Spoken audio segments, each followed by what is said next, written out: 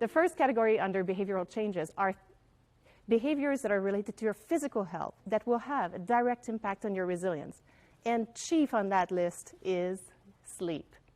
Okay, so research is crystal clear that we should all be getting between 7 or 8 hours of sleep.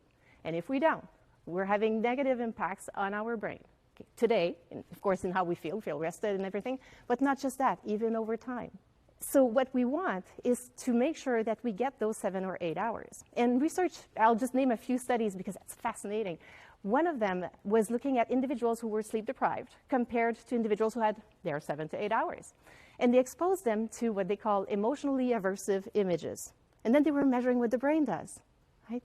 And then showing that for the individuals who were under the sleep-deprived category, activation in parts of the brain that are not useful when we're trying to deal with difficult situations was very high.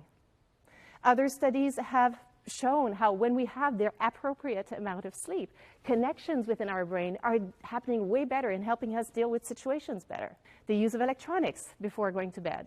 Now, fascinating there too, because a lot of people use electronics all the time, including before going to bed. And they say, well, I still fall asleep, no problem. Well, what we know from research is that in a normal night, 7 to 8 hours, we're having about 3 phases of REM sleep. Rapid eye movement, very restorative type of sleep.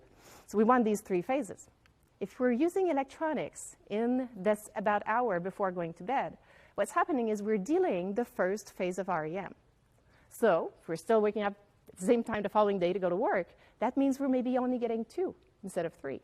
And over time, this is another 2 here instead of 3, 2 instead of 3. And that's impacting how rested we are.